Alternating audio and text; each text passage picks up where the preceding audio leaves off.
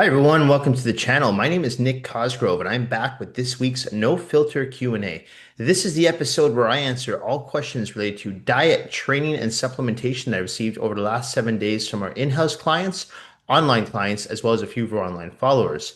Remember, if you have any questions related to your nutritional plan, workout program, supplements you are currently taking, not taking, or considering taking, please feel free to email me those questions at nick@foreverfitperformance.com, or you can DM me your questions on my Instagram at fitcosgrove_. All right, let's get started with this week's no filter Q&A with question number one. Nick, what happens if you lift weights every day for 30 days? I want to get in the best shape of my life before my 60th birthday in August. When it comes to lifting weights, we generally recommend that people take at least 1 to 2 days off a week. Okay. Now, I'm under that mindset that the people that need to do this are the people who are training one muscle group per day. Okay. So if you're doing, like, say, chest day one, back day two, shoulders day three, arms day four, legs day five, give yourself Saturday, Sunday off and repeat. Okay. For people who are doing, though, a combination of weight training, cardiovascular training, maybe some yoga, Pilates, in my opinion, these people can work out every day, right?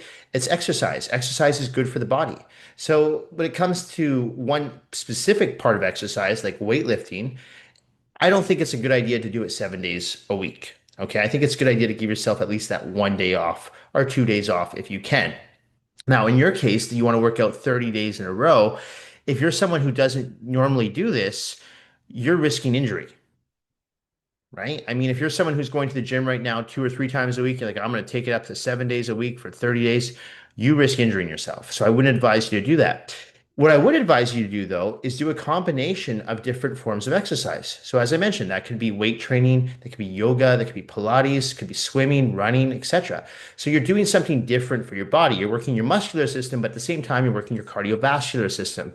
You throw in that yoga and Pilates, you're focusing more on flexibility and mobility. So everything correlates with one another. So I'd be looking at it that way and say, okay, well, you know what? I want to get into the best shape of my life before you said your 60th birthday, which I guess is going to be the next 30 days. My recommendation to you, do something good for your body every single day.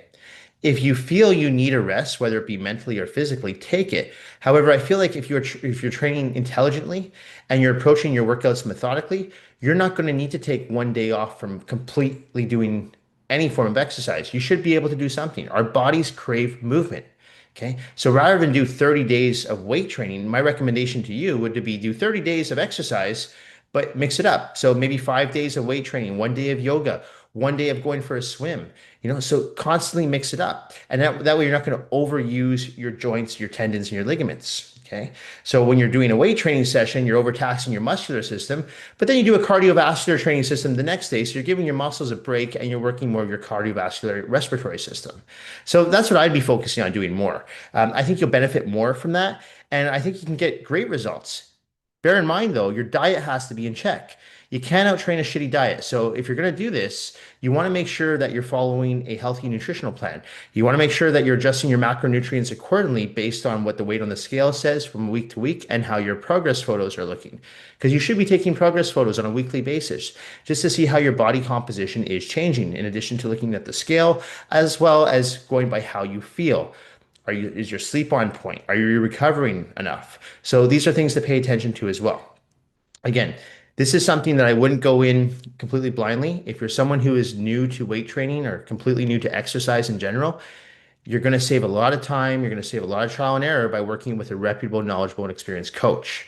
Okay. So that's my recommendation. Give yourself a gift for your 60th birthday. Hire a coach, trainer that can help you and help you set up a program that's going to make sense and allow you to set those SMART goals: specific, measurable, attainable, realistic, and timely goals. All right, next question. Nick, can you really build muscle without protein shakes? Absolutely. I talked about this numerous times on the channel. I have not consumed a protein shake in well over 20 years. I have Whey Isolate protein powder, but I mix that in with my oatmeal in the morning. Okay. I don't like protein shakes. I put them on people's nutritional plans, but more so for the convenience factor. But I personally like whole food sources myself. And I think from all the years of dieting for shows, I've really learned to appreciate food. So if I can get food as opposed to drinking my food, drinking my calories, I'm going to eat. Okay. And so I feel that protein shakes have their place for sure. They are convenient, but they're not a necessity. All right.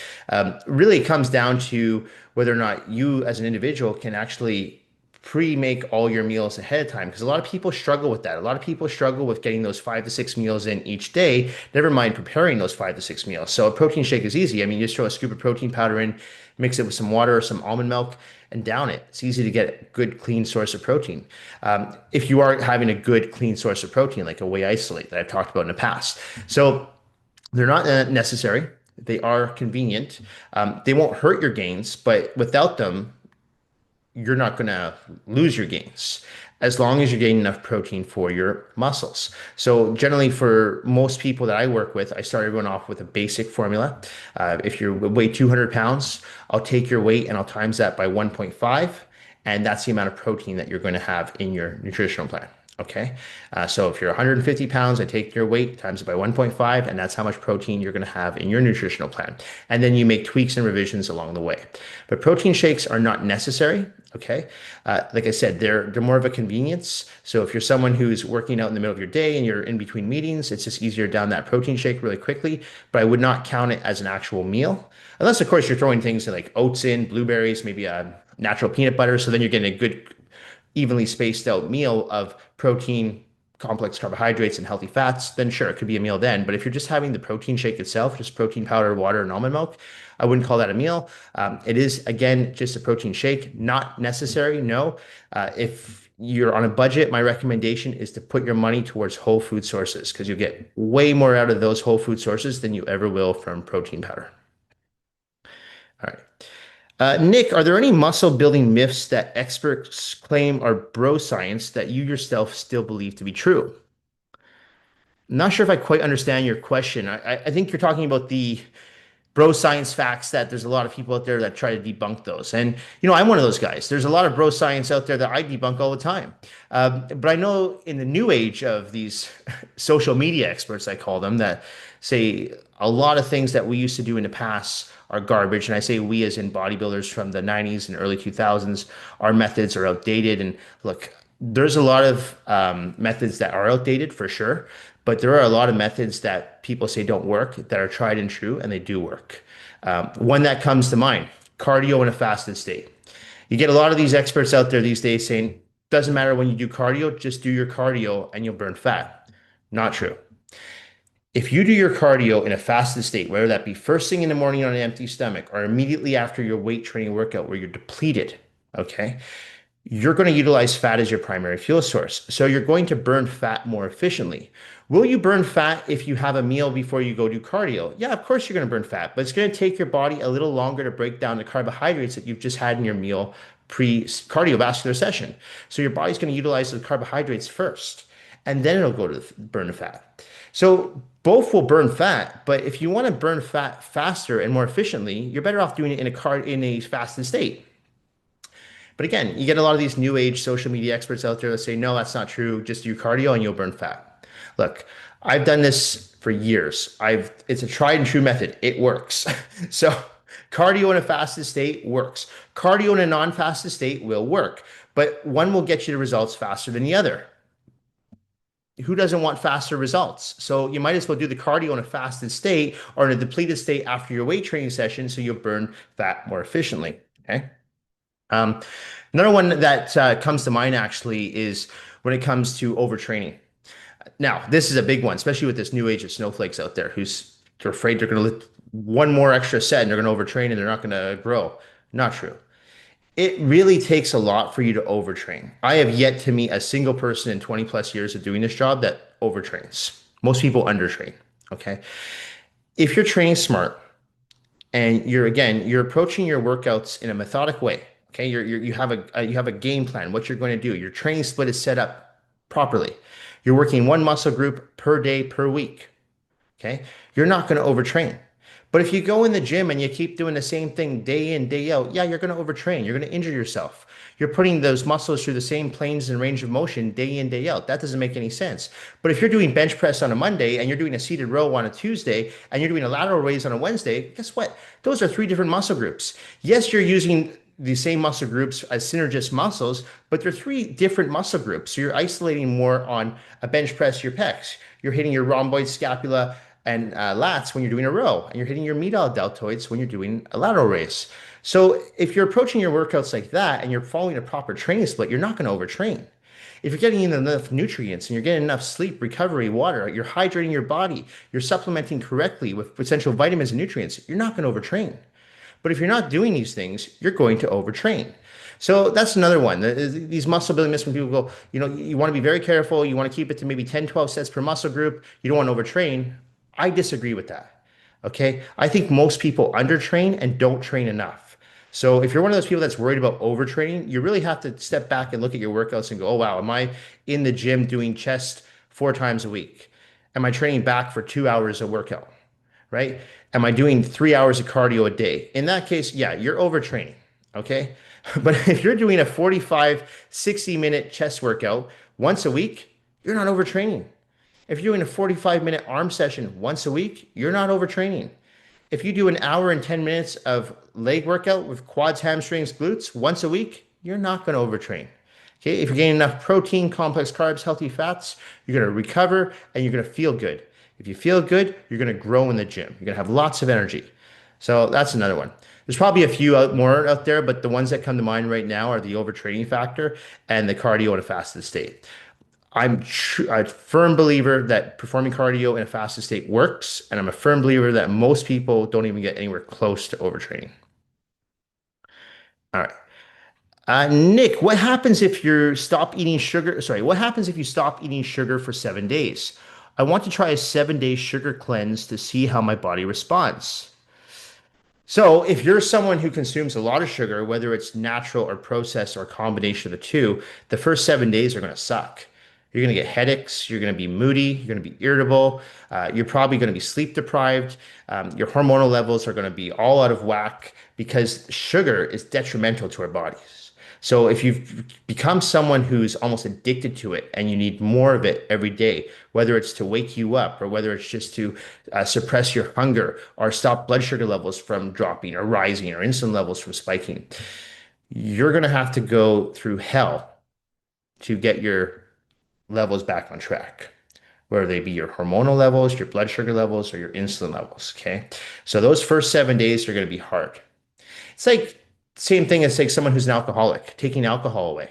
Well, the first few weeks are going to be brutal, of course. But once you get over that hump, it becomes easier. They say it takes 21 days to develop a habit. I believe it takes 21 days to break a habit.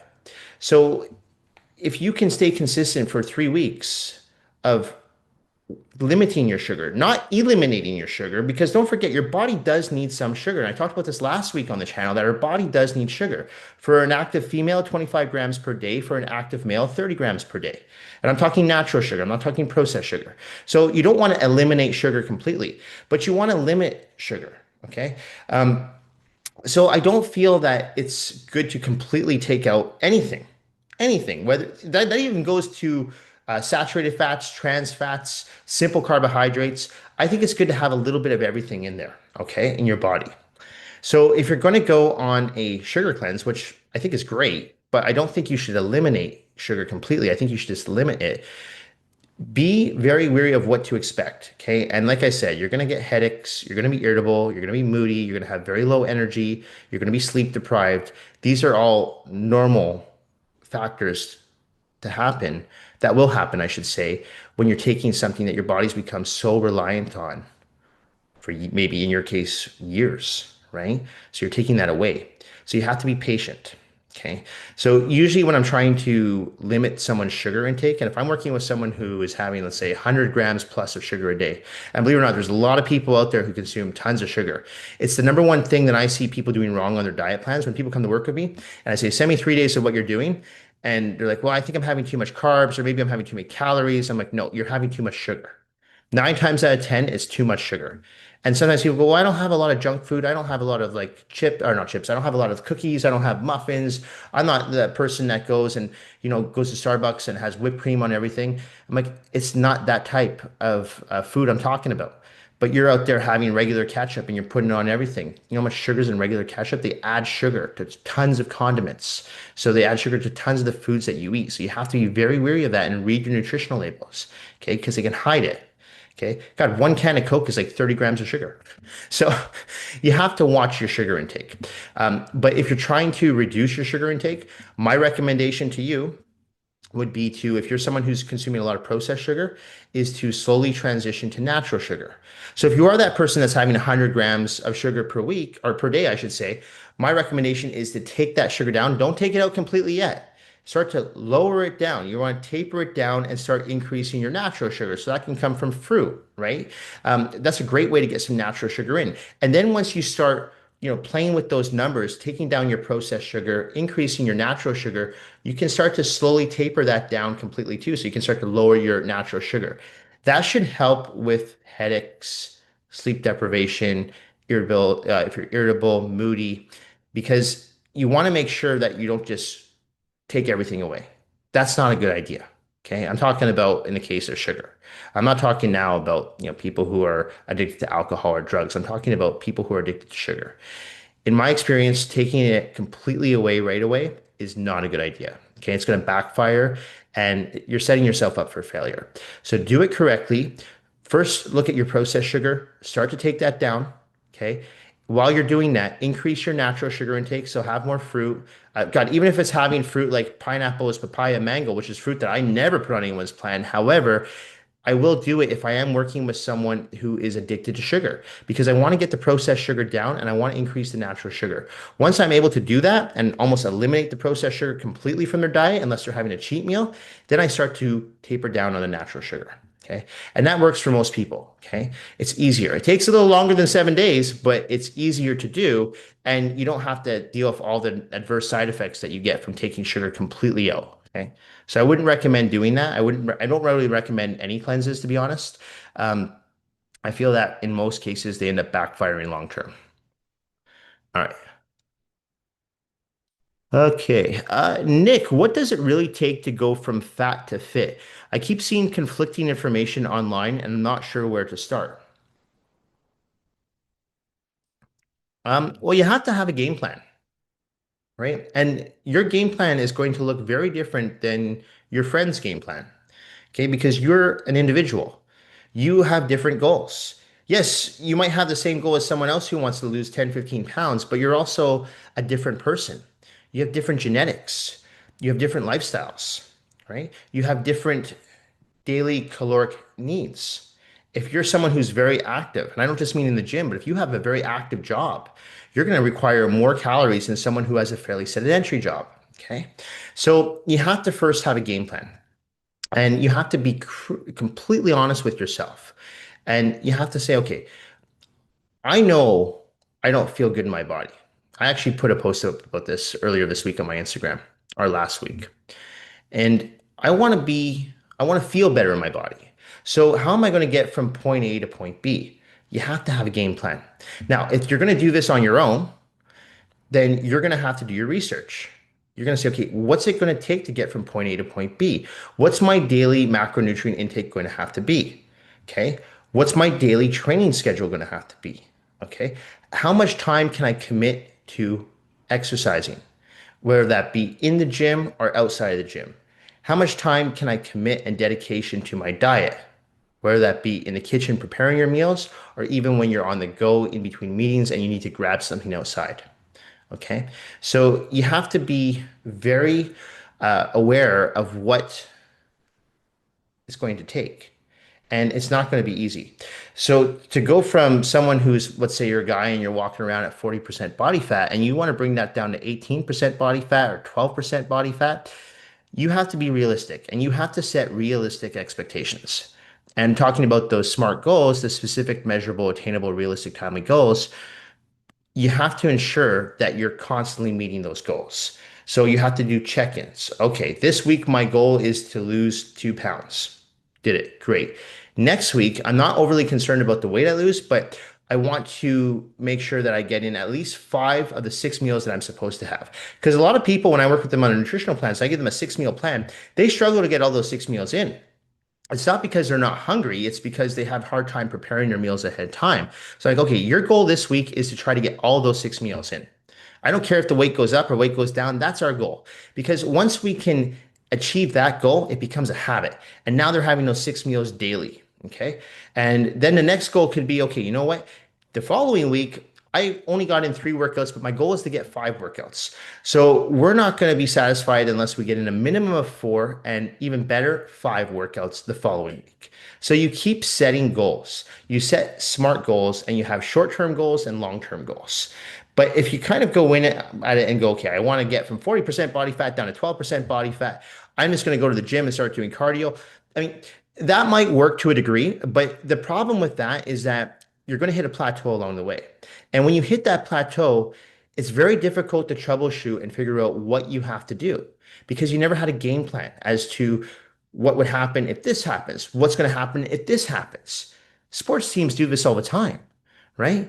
What's going to happen if they're dressing their star player tonight? Well, then this scenario is going to happen. What's going to happen if they're up by 3 goals? Well, this scenario is going to happen. So you always have to have an idea as to what's going to happen, right? And be aware that things happen ahead of time that you can't control. So if you hit a plateau with your weight, as opposed to just saying, well, I'm just going to start dropping my calories or increase my cardio, you might not have to do either of these things. You might just have to look back and assess and go, you know what? The reason I didn't drop any weight this week is I'm sleep deprived. I missed 2 workouts and, I had a cheat meal and it was like pizza and I'm holding a lot of water. Ah, okay. So I don't need to go 180 and change everything up again. Okay. So you just have to have a game plan when you go in. And again, this is why I tell people to work with a coach because you don't have to figure this out for yourself. If you work with a professional that has a trained eye for this and has worked with hundreds of people over the years, you don't have to do the guessing. That person will say, okay, you know what, this week, this is what we're going to do. We're going to take this route as opposed to this route. Okay. And if this scenario happens, this is what we're going to do. If this scenario happens, this is what we're going to do. A good coach is prepared for all scenarios and will guide you to getting from point A to point B in a timely fashion. Okay. But you have to manage your expectations and you have to set realistic goals. That's how you're going to go from fat to fit. All right. Nick, do you think it's possible to get jacked without a coach or trainer? Well, this kind of correlates with my last question. So, yeah, of course, a lot of people get jacked or build muscle, lose fat without a trainer, for sure. Do I feel that most people need a coach or trainer? Yes, because most people are not self-disciplined or self-motivated enough to go to the gym by themselves. Most people do need that extra push, that extra accountability. Okay, I'm talking about most people. There's going to be a lot of people out there, and I would say it's probably about 10 to 15% of the population that are fairly self-disciplined, that are self-motivated, and they don't need a coach or trainer. But then there's a lot of those people that I even work with that still work with me because they appreciate having my expertise next to them and guiding them through the workouts. So they can put all that time and energy and effort into their actual training. And I set up the stations and I set up the game plan. They're like an athlete. Every professional athlete has a coach, right? Michael Jordan had a coach, right? So LeBron James had a coach. Wayne Gretzky had a coach. So you think of all these professional athletes, why do they have coach? They're probably better at their sports than their coaches, right? But they needed someone to coach them. And this is why a lot of people who are self-disciplined, who are self-motivated, who don't need that accountability, still work with trainers because they need a coach, someone that can guide them. So it's not always just about the accountability. Okay. It's making sure that someone can guide, even when you yourself, you're in the actual, like in a professional athlete's case, they're in the game. You're in the workout. You might be feeling pretty good, but your coach might be like, you know what, your range of motion's off today, or something's not working because, I'm not seeing this exercise. If you're, say, doing a 6 week bodybuilding split, and let's say your back is looking really good, but you're lacking your biceps, your coach will assess your physique. So, you know what, we need to give more detail to your brachialis, your short head bicep, right? Where you yourself might be thinking, I'll just keep doing the same thing. So you can be done. Of course, there's a lot of people that get, as you say, jacked without a coach. But in my experience, the smart way to do it, and I'm not trying to plug in my own services here. I'm saying in general, the smart way to do it is to work with a professional. I use the same analogy in my place. When I need something fixed, I'm not very handy. I don't fix it myself. I call my handyman. My handyman fixes it. He's a professional. He's good at what he does. When I need to change the light fixture or I change something in my electrical units in the actual condo, I call an electrician. I don't do it myself. Okay. When I need to put in a new toilet or change a plumbing system, I'm not a plumber. I call the plumber. So it's the same thing with your physique. Why not avoid the troubleshooting yourself? Hire a professional that's going to guide you and most likely help you get the results faster in a quicker and more efficient manner. Okay. So it's not always about the accountability factor. Like I said, I've got quite a few people on my roster who don't need me in the gym with them, but the reason why they hire me is to help them, guide them through their workouts, make sure that their form is on point, their technique is on point, and can tell them, can be very critical of their physiques and say, you got great structure in your quads, but you've got no detail in your hamstrings and glutes. We need to work on that. Okay. Because when you're in it yourself, and I can tell you from someone who competed for years, I was in it myself without a coach there telling me that, I probably keep going in and doing the same thing over and over again. It's very hard when you're in the game to really be critical of, in this case, of your physique. In a case of a professional athlete, it could be his or her game. Okay. So that's why having a coach helps. A trained eye can really make a huge difference in your health, fitness, and physique. All right. Okay. Nick, do you think some people are just too mentally weak to get fit? No. The same people that a lot of these fitness nuts out there, these workout nuts, these gym rats say, oh, you're mentally weak because you cheat on your diet and you skip your workouts. The people who cheat on their diets and skip their workouts, for all you know, these people are making millions of dollars running a business outside of the gym, right? These people are having family obligations. They've got kids. They've got parents they need to take care of. So you never know someone's full story. Just because someone's maybe not obsessed with the gym or has a hard time staying committed to the gym, that doesn't mean that they're mentally weak. They could be mentally strong in other areas of their life, right?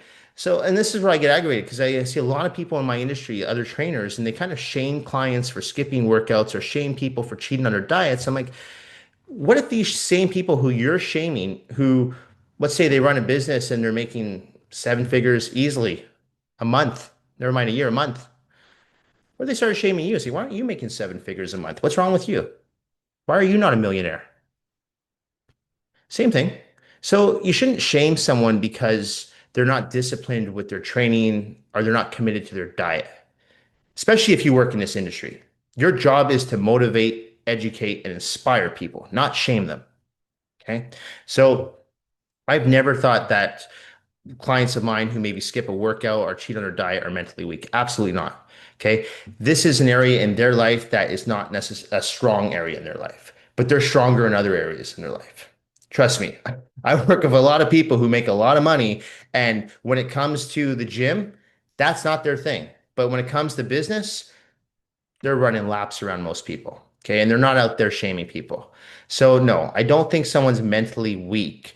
I think if you're a trainer or coach who is trying to help someone and get them back into just working out, just get them to help improve their overall quality of life through diet and exercise, it's your job to figure out how that person's mind works and what's going to work for that person. Because I can tell you from coaching people, I coach clients very differently. I don't coach everyone the same because I learn my clients. I learn what makes them tick. I learn what's going to motivate them and what doesn't. I know when to push them and when to back off.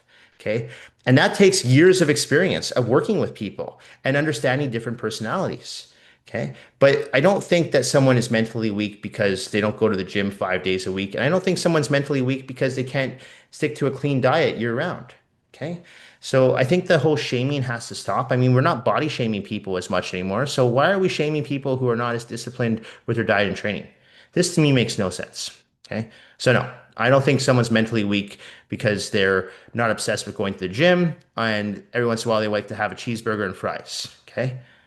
So to answer that question, I think if you're a coach or trainer, your job is to help these people because that's what you're being paid to do, and that's your profession. Okay, and that's what I'm assuming you're passionate about. So rather than shame people, help people. All right. Okay, last question. Nick, do you ever talk about the dark side of getting fit that no one else talks about? I think more people need to know what they're getting themselves into before trying to change their lives and transform their bodies.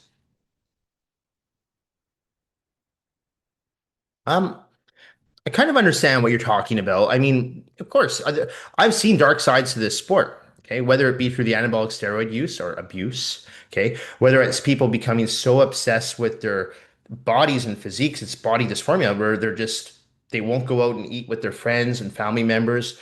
They have no social life whatsoever because anything they do might affect their training the next day or might affect their diet, which in turn will affect their physique. So they almost become obsessed with this lifestyle. So I've seen that. And I myself have even been on the verge of experiencing that, especially when I used to compete. But the thing is, you have to realize that it does come down, and I think this is something what more people realize with age. Uh, for me, anyway, it came as I became older. I wanted more balance in my life. I didn't want to be obsessed with my physique. Okay, so it's a difficult process for a lot of people, and especially for people who compete. And when I say compete, I mean people who are competing in bodybuilding shows, bikini shows. They're being judged purely on their appearance, their physique, their aesthetics. And that's difficult because that type of sport is with you 24 hours a day. You can't just leave the gym and say, oh, that was fun, and then go off and go to the beach, have a few drinks with your buddies. No, because it stays with you all day, especially if you're getting ready for a bodybuilding show or a bikini show or physique show, any show where you're being judged on your aesthetics, that's with you all the time. You've got to be very mindful of what you're putting into your body as far as supplementation, as far as food, as far as water, and you have to make sure that your training is on point so you get results and at the same time you don't get injured. Because if you're injured, you can't train. So I've seen people go down that dark road where they do become obsessed with the lifestyle. They start taking more steroids. They start going to the gym more often, where they're in there 2, 3 hours a day. They're doing so much cardio, whether it's an hour of cardio in the morning, an hour of cardio at night. This is their life. And look, if you truly love that lifestyle, all the power to you. I mean, it's your life. You can do what you like. But I've seen people neglect relationships. I've seen people lose relationships. Um, I've seen people just get so obsessed with this lifestyle that they burn themselves out, they burn out their receptors. So there is a dark side to this sport. Absolutely. Okay. And I don't just mean the bodybuilding sport. I just mean if you're in the gym, I consider going to the gym a sport. You're working on your body, you're being active, you're exercising. It's a sport. Okay. You're competing, even if you don't compete on stage, you're competing with yourself. So it is a sport. So you have to be careful of not becoming obsessed with this lifestyle because again, in my experience, the ROI is not worth it. Now, if you're someone like me or most of the people I work with who want to just look good, feel good, have more energy, potentially prolong their lifespan because they're doing something good for their body by going to the gym regularly, eating clean, whole food sources, that to me is a great way to live. And it's a great side of this sport. Okay. Because that's an excellent ROI. But again, if you're someone who's overly obsessed with how you look and you think that you're going to look better by taking more drugs, and I'm talking about the drugs as in the anabolic steroid usage, if you're becoming so obsessed that you will not go out to restaurants with your friends, family members, partner, because you're so worried about getting off your diet plan, or if you have to miss a day at the gym and oh my God, that's going to throw you off, so you're going to double up the next day, that's not healthy. Okay. And I've worked with tons of people. I still work with people like this. And I try to help them by saying, look, the gym is not your life. The gym is one portion of your life, but you need to have other areas. You need to have other hobbies. Okay. It is okay to go out and have a burger and fries. It is okay to skip a meal or two on your diet. It is okay to skip a day at the gym. That's fine. Okay. It's very difficult for a lot of people to get their mind around that, though.